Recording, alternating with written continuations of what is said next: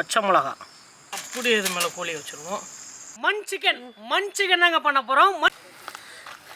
Chicken கோழியை நம்ம வெட்டி சமைக்க போகிறது கிடையாது, முழுசாக தான் நம்ம சமைக்க போகிறோம். இதை கீரி எடுத்துக்கலாம். தயிர் ஊற்றிக்கலாம்.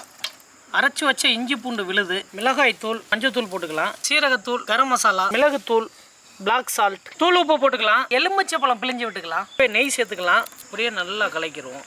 மசாலா நல்லா கலக்கியாச்சு. இப்போ இதில் தான் நம்ம கோழி எடுத்து போடணும். நம்ம கோழி சமைக்கும் போது மெயின் பிரச்சனையே வந்து இந்த செஸ்ட்டில் வந்து நல்லா மசாலா போகாது. நல்லா மசாலா போட்டோம். இது ஒரு அரை மணி நேரம் அப்படியே நம்ம ஊற வைக்கணும். ஊற வச்சிடலாம். சிக்கன் நமக்கு சூப்பராக ஊறிடுச்சு.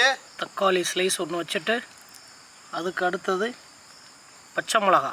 இந்த மல்லி இலை வந்து சூப்பரான ஃப்ளேவர் கிடைக்கும் நம்மளுக்கு. அப்படியே இது மேலே கோழி வச்சுருவோம். அப்படியே இலையை மடிப்போம். இந்த குழிக்குள்ளே அப்படியே போட்டு நம்ம மண்ணை போட்டு மூடிடலாம். நம்மதான் மண்ணு போதும், விறகு போடுங்க.